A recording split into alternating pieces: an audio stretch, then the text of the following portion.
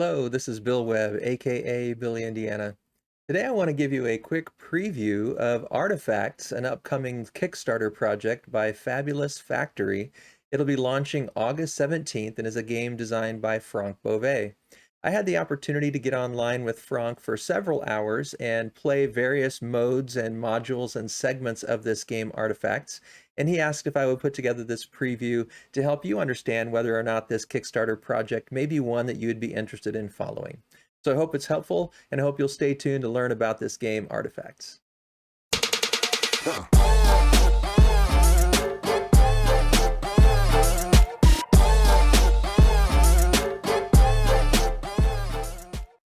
So first, let me just show you here the Kickstarter page. You can see there's a notify me on launch button if you want to get notified on August 17th. You can also see it's a 1 to 4 player game and with a time range of 45 to 240 minutes. And I'll be explaining shortly how that time range can be so drastic from 45 minutes to 6 hours. And it's suggested for ages 14 and up. I'll also put a link for this page down below as well. You can put your email address and subscribe. You can check them out on BGG or their Facebook page. You can even connect with them through Discord. Well, what is special about Artefacts? The basic premise of the game is that you are going to be using an artifact, a machine, to battle in an arena, to gain prestige, to gain fame. But there's so many different levels to this game, and that's where the deep modularity that's mentioned here, it comes into play. So you can just take pre-made machines and battle in an arena, 45-minute game.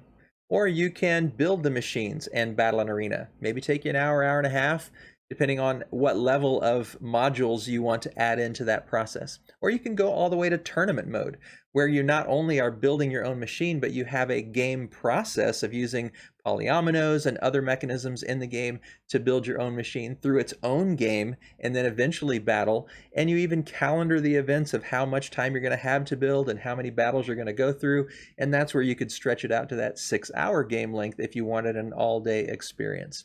There's a quick overview of why there's a 45 to 240 minute range. You can click on this trailer and watch it here or on YouTube if you want to learn a little bit more about the game.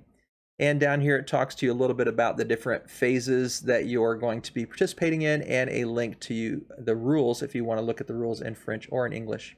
Basically, the theme behind the story is that there is a 2,000-year-old secret society, the Artefactorum, and this Council of Great Master Artifactors gathers together to have a tournament to determine who is the Grand Master of the Artifactors. That's the theme behind it. And like I said, you can play at the very base level where that grand tournament isn't really taken into consideration. You're just having a quick battle, or you can play it out through multiple rounds. You're going to see their machines being built with water, fire, earth, air, and lightning, and skeletons of metal. And so there's going to be science and sort of science fiction built into this. And here's a little note on Fabulist Factory, who they are, and a little bit about Franck Bovet. Now, Franck has been building this game for 7 years, as it mentions here. This is a labor of love for him. He started off saying, I just want to create a game that I would love and has everything that I want to have in it. And just kept building and building and adding until it became this grand, highly modular board game Artefacts. So here's a quick glance at the rulebook, and we won't look at all of it, but I want to show you a few things. As we scroll down here to the first couple pages, if you want to know more about the theme behind it, you can read through that in the introduction, because again, this is linked on that other page. And then if you want to see a close-up picture of all the different kind of components that are going to come with this game, you can check out the entire image list of the components. And there's all kinds of parts in here, some that you would be using at any form of the game, like the arena, and understanding parts of the dashboards. On the other hand, all of these other aspects could be added or not to make the game more or less complex. And you can see a few more things down here and different symbology as you read through the rules of what you're going to be doing as well. There are also different components here, the hearts and geodes that you use to power your machine if you choose so. And then also you can see, like I said, these polyomino shapes that you can be using in certain modules, certain segments of the game, the tournament mode or tournament segment of the game. I want to talk about the 4 segments briefly. The first segment, or the first step, is basically just taking a pre-made machine into the arena and battling. and you might be battling head to head, you might be battling for bonus tiles. You're trying to gain prestige through that battle, and you're taking actions and marking those actions by using little tokens. And here are some of the machines, 5 machines shown here that you could be using. Now, as we look closer up at the machines, the machine is this part here where you see cannon and architectonics. This is the machine, and so you're going to be putting cannons in. So you can see all these rectangle shapes here, the brown rectangles, and then you can see these gold ones here. That's because these 3 already have cannons in. And then in this circle over here, that's the kinematics movement portion of the board. And you're going to be, you can see some of them are just kind of gray arrows pointing, and then you can see some that have that kind of gold color. The gold color are where you've already put, or the player already has installed, kinematics motion needles to give both direction and speed regulation. And then up top, this curved part is for turning. And then this part down here is to track your energy to determine how much movement you can make. Now you can see there is a cover for your machine at certain segments of the game where you may need to hide what your machine, how your machine was made and what your machine is made of. And then you can see the machine close-up and the kinematics wheel close-up. And then you can see just a generic arena here where there might be artifacts to gain, it might be prestige bonus tiles to obtain, and then also maybe battling other players. Now on the dashboard, we'll look a little bit closer here. You can see these are the translation needles that would go in this circular kinematics board to determine your motion. Now, whether you're using a pre-made machine or designing your own, you'll have to pay attention to this because, as you can see, there are limits to your movement. So this machine could move forward, left, and back and to the right. And this back and to the right has no arrow head, so it's going to be base movement, whereas forward, left, and forward and left both have movement in that direction and speed translation. Now you can see how the movement would be limited by certain players over here on the arena. And then you can also see below here how you would add in the different artillery. There are going to be basic cannons and advanced cannons, and then you're also going to be able to add in shields around the outside, basic shields, reflected shields, and advanced shields as well. Here's a couple of examples of how you might move and play. You can see the red artifactor, the machine here starts in the beginning position, and they are using their movement here to move and fire and obtain a bonus. And so you can see a couple of things that are happening there, and this is how you would be moving about in that first segment of the game, using a pre-made artifact, looking at how it's able to move and looking at how it's able to battle, how it's able to fire and defend itself, and using that in battle in the arena. So that is basically segment 1. I won't go into the whole confrontation phase description here, just for time's sake, but let me briefly talk about segment 2. In segment 2, this is where you can take those pre-made artifactor sheets, but now you're going to add a little bit more to it. Instead of just using them entirely as they are, now you're going to be able to have the opportunity to add these geodes. So for instance, maybe you add a fire geode or a fire lance or water blade or earth mace, air arrow or lightning flail, and you're going to slot those geodes into these octagonal shapes. You're also going to be using more advanced armor and more advanced artillery. You're also going to be able to determine what kind of armor resistance you have, and you're going to be also adding in dice. And the dice will impact both how you can move and how quickly you can move, and how advanced and how effective your battle and your defense will be, your attack and your defense will be. So here you're definitely taking it to more of an advanced battle mode where you're using those machines and sort of tricking them out a little bit, adding a little bit to them so that it's a little bit more of an advanced battle. And that is segment 2. Now, if we go further, let me scroll down here. I will show you this real quickly. The attack, defense, and magnetosphere, showing you how all the elemental resistance and damage geodes are used and how the armor factors in. It's all explained here. And I'll show you this battle pad that shows up in TTS where you're tracking the battles in the arena. But let's go ahead and go down to segment 3, first construction. So rather than taking one of those pre-made machines and building them up, you can also start from scratch. And as you start from scratch, you're given a certain number of points and all of the different values. So here you can say that your artifact value must have a maximum of 60. And you can see what the value is for all of the parts. So you're going to decide, well, how much armor do I want? How many cannons do I want? How do I want to move? Which directions do I want to have most control over? And which directions do I want to have the most speed?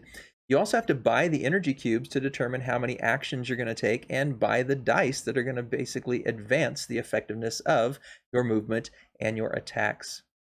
And that is how you go from segment 2 to segment 3, where you're definitely building it from scratch before you fight. And then there is segment 4, the final segment, first tournament. Now, the tournament mode is where you start to not just build it by saying, hey, you've got 60 points, build your machine. But actually, you're going to use other aspects of the game to use polyomino shapes and use these dice rolling alpha and beta signals here. And we'll show you on the TTS, you'll be rolling dice and determining what the alpha and beta numbers are on those dice to decide through more of a gamified building of your machine, how your machine will develop over time.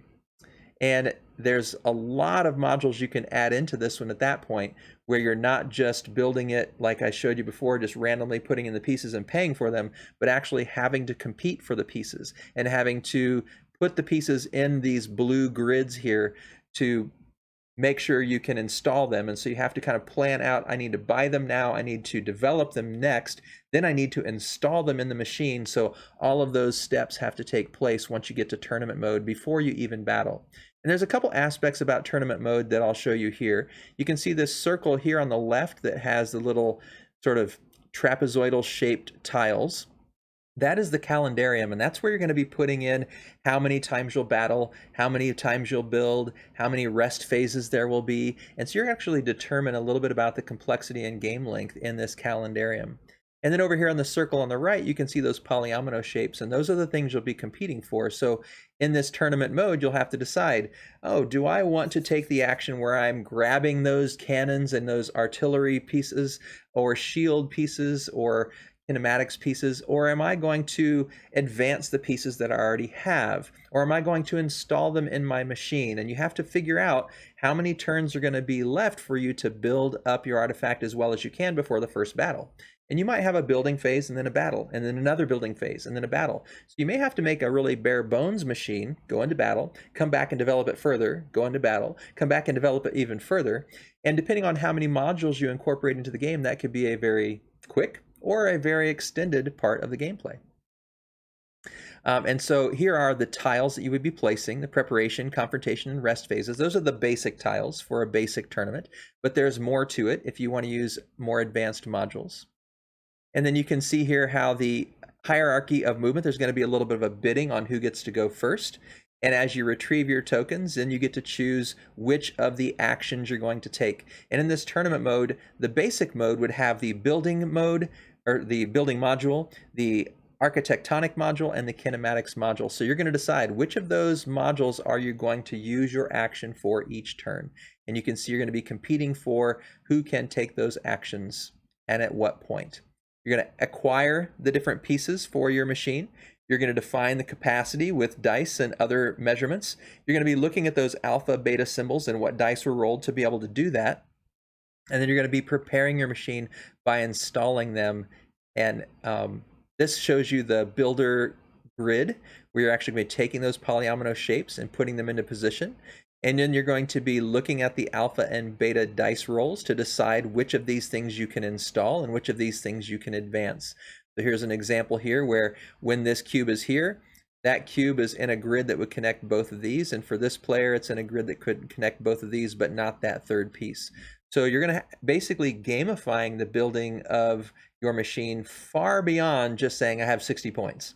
And so that is part of the tournament level, the fourth segment of this game. And then here it shows about the installation of those parts. Again, looking at the alpha and beta numbers, I'll show you in TTS how those are used a little bit, and then also installing the kinematics so that you can actually move. If you don't install the kinematics, you might have a really powerful and highly defensive machine that can't go anywhere. All right, so let's go ahead and switch gears and look at TTS, Tabletop Simulator, so you can see a little more about the game and I can give a little bit more explanation about some of these modules and segments. All right, so here we are in the mini game for Artifacts on Tabletop Simulator, and you can see it's not really mini. There's a lot of components here, and if you're familiar with Tabletop Simulator, we've got a little board over here on the bottom left and up here in the top, or sorry, bottom right and top left, where you're going to find all the different pieces. So there's cannons for artillery, and there's shields for armor, or armor for shields, and then there's going to be the arena here. There's dice, there's point trackers, and let's zero in on one of the player boards here.